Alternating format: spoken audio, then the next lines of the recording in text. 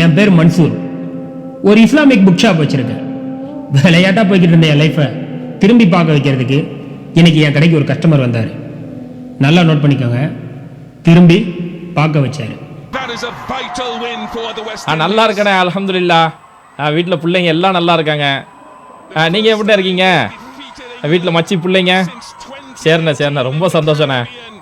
எங்கண்ணே வேலை அப்படியே ஓடிட்டு இருக்கு, ஆஸ்பத்திரி கையுமா அப்படியே ஓடிட்டு இருக்கு.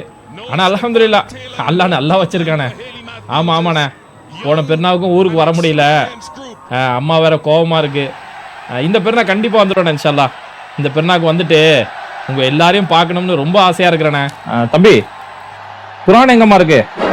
அந்த 3ஆவது ரேக்கில் பாருங்க பாய். ரைட்டா லெஃப்டா தம்பி?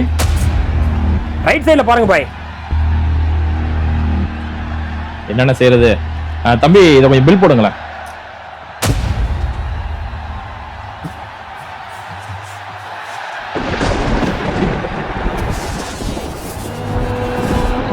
ஆமாண்ணே, வர சனிக்கிழமை ஆப்ரேஷன் டாக்டர் சொல்லியிருக்கிறாங்க. ஆப்ரேஷன் முடிஞ்ச உடனே பார்வை வந்துடும் சொல்லியிருக்கிறாங்கண்ணே.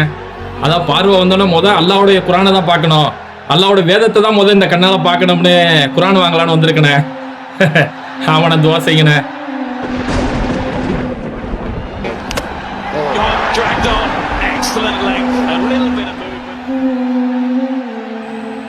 இல்லாத ஒருத்தவங்களுக்கு தான் ஒரு அருளோட மதிப்பு தெரியும். நமக்கு எல்லாமே ஈஸியா கிடைச்சிட்டதால அதோட மதிப்பையே மறந்துட்டு வாழ்ந்துட்டு இருக்கோம். இந்த நடிகர் குர்ஆனை படிச்சு இஸ்லாத்தை ஏத்துக்கிட்டாரு, இந்த பிரபலம் குர்ஆனை படிக்க ஆரம்பிச்சிட்டாரு, இவருக்கு குர்ஆன் அன்பளிப்பா வழங்கப்பட்டுச்சுன்னு சொல்லி பெருமையா ஷேர் பண்ற நாம யாரும் அந்த குர்ஆனை திறந்து படிக்கிறதே இல்லைல்ல. அதனால இப்ப நான் ஒரு முடிவு எடுத்திருக்கேன். இன்ஷா அல்லாஹ் இனி தினமும் நான் குர்ஆனை படிக்க போறேன். இறைவனின் வேதத்தோட ஒரு சில பக்கங்களையாவது படிக்காம என்னுடைய அந்த நாள் முழுமையடையாதுன்னு சொல்லி நான் முடிவு எடுத்திருக்கேன். உங்களோட முடிவு என்னன்னு சொல்லி நீங்களே முடிவு பண்ணுங்க. அதனாலதான் முதலே சொன்னேன், அந்த பார்வை இல்லாதவர் தான் என்ன திரும்பி பார்க்க வச்சாரு.